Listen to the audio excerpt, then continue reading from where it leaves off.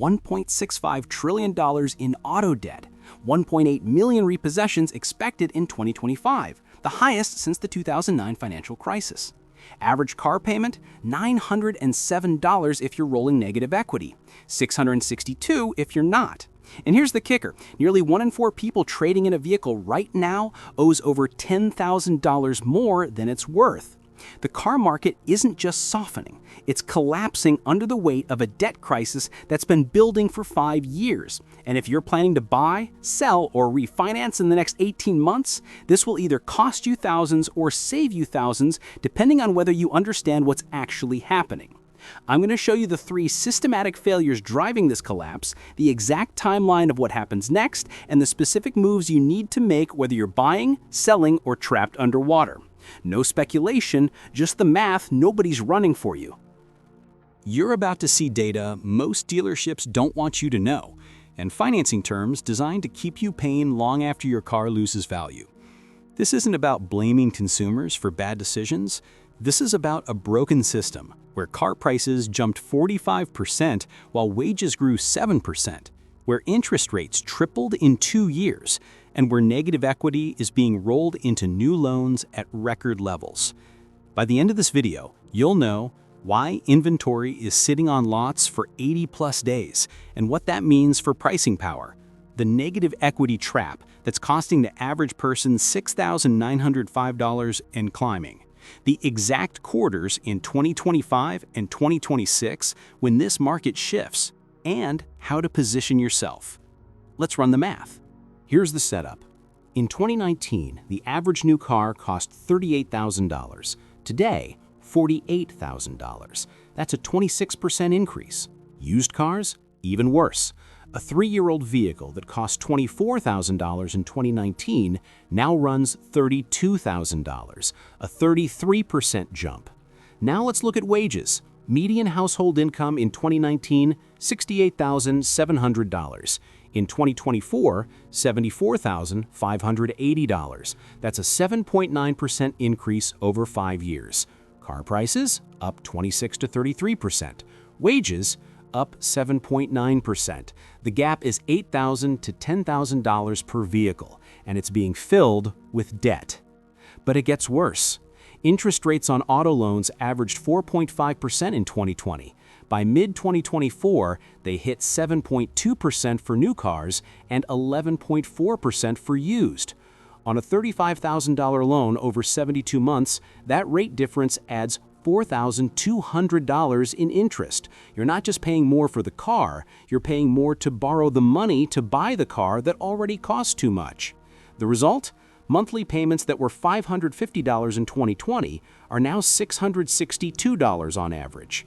For buyers rolling negative equity into new loans, payments average $907. At that rate, you're spending $10,884 per year on a depreciating asset, roughly 15% of median household income before taxes. This isn't sustainable, and the cracks are showing. Dealerships are drowning in unsold vehicles. Industry-wide, inventory has climbed to 2.8 to 3.14 million units. Days on lot, the number of days a vehicle sits before selling, averaged 45 days in 2021. Today, 70 to 82 days industry-wide. Brands like Ram, Jeep, and Ford are pushing 80 to 90 days. Why does this matter? Because every day a car sits on a lot costs the dealer money, financing charges, depreciation, opportunity cost. When inventory turns slowly, dealers have 2 choices: cut prices or go under. We're starting to see both. In Q4 2024, incentives and discounts hit $2,500 to $4,000 per vehicle on select models. That's not generosity, that's desperation. Dealers are bleeding cash on floor plan financing, the loans they take to stock inventory, and manufacturers are offering subsidies just to move metal. Here's the timeline. Inventory typically peaks in Q1 and Q2 as new model year vehicles arrive. If current trends hold, by Q2 2025, we'll see days on lot exceed 90 days for major brands. At that point, pricing power collapses. Dealers will discount aggressively to clear space for 2026 models, and consumers who wait will have leverage they haven't had since 2019. But there's a third failure that makes this even messier. 28.1% of trade-ins in Q3 2025 were underwater, meaning the owner owed more than the vehicle was worth. The average negative equity amount? $6,905. Nearly 1 in 4 people owed over $10,000 more than their car's value. Here's how the trap works. Step 1. You buy a $40,000 vehicle with $2,000 down and finance $38,000 at 7% over 72 months. Your payment is $640. Step 2. 3 years in, you've paid down $12,000 in principal. You owe $26,000. But your car, which depreciated 40% in 3 years, is now worth $24,000. You're $2,000 underwater. Step 3. You need a different vehicle. Maybe it broke down, maybe your needs changed. The dealer offers you $24,000 for your trade and rolls the $2,000 negative equity into your new loan.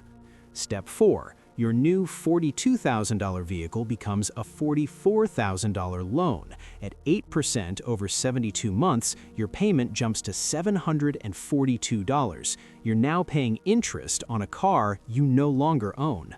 This cycle repeats. The average person rolling negative equity is financing $11,000 more than the vehicle's sticker price and paying $907 per month. Over 6 years, that's $65,304 for a car that will be worth $18,000 when the loan ends. The math doesn't work, and when enough people hit this wall, the system breaks.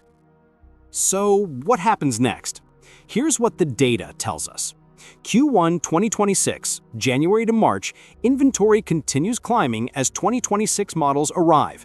Days on lot will hit 75 to 85 days for mainstream brands. Expect modest incentives, $1,500 to $2,500, but no fire sales yet. Dealers are still hoping demand rebounds. Q2 2026, April to June, the breaking point. If inventory exceeds 90 days on lot and repossessions continue at elevated levels, manufacturers will flood the market with subsidized financing. 0% APR for 60 months, $5,000 plus rebates to clear 2026 stock before 2027 models launch. This is your buying window if you need a vehicle. Q3-Q4 2026, July to December, used car values drop 8 to 12% as repossessed inventory hits auctions and lease returns flood the market. If you're selling, list before July. If you're buying used, wait until September when supply peaks. 2027, 2 scenarios. If the Fed cuts rates and wages catch up, the market stabilizes at lower prices. If rates stay elevated and repossessions exceed 2 million, we see a 2008-style correction where dealers close, manufacturers cut production, and prices fall 15 to 20% from peak levels. Please give a like to this video so it has the opportunity to help others. Now, let's continue. Your move. What to do right now. If you're buying in the next 6 months, wait until Q2 2026. Inventory pressure will force discounts. Target vehicles sitting 80+ days on lot. Dealers will negotiate aggressively. Avoid rolling negative equity. If you owe more than your trade is worth, pay down the gap before buying or consider keeping your current vehicle until you're right side up. If you're selling, list in Q1 2026. Private party sales still command premiums over trade-in values, and you have 3 to 6 months before used car values drop further in Q3. Price competitively and move fast. If you're trapped in negative equity, run the refinance math. If your current rate is above 9% and your credit has improved, refinancing to 6 to 7% can save $80 to $120 per month. Use that savings to pay down principal faster. Alternatively, if your payment is unmanageable, consider selling privately even at a loss. paying off the gap with a personal loan at a lower rate and buying a cheaper vehicle outright or with minimal financing. If you're underwater and can't sell, stop the bleeding. Make extra principal payments every month. Even $50 to $100 accelerates your path to positive equity. Avoid extending your loan term if you refinance. Longer terms mean more interest and slower equity building. Why this matters. This isn't just about cars. It's about a financial system that encourages debt over savings, consumption over wealth building, and short-term fixes over long-term stability. The average 25-year-old watching this will buy 8 to 10 vehicles over a lifetime. If each purchase involves $5,000 in avoidable interest, negative equity, or poor timing, that's $40,000 to $50,000 in lost wealth, money that could have compounded to $150,000 plus in a retirement account. The car market collapse is a symptom. The disease is a broken affordability equation where assets inflate faster than wages and the gap gets filled with debt that costs more every year. You can't fix the system, but you can opt out of the worst parts. Wait for Q2 discounts, avoid negative equity rollovers, refinance high-rate loans, buy used when supply peaks. Every dollar you don't overpay on a car is a dollar that compounds for you instead of a lender. Comment timeline and tell me your situation. Are you buying, selling, or trapped underwater? Include your current payment if applicable and whether you're looking at new or used. I'll reply with a one-line move you can make this month. The car market is collapsing. Your move is to see it coming and position yourself on the right side of the math. In the next video, I'll show you the exact negotiation tactics to use in Q2 2026 when dealers are desperate to move inventory, phrases that work, numbers to target, and the financing traps to avoid. The math is clear, the timeline is set, now you know what nobody's telling you.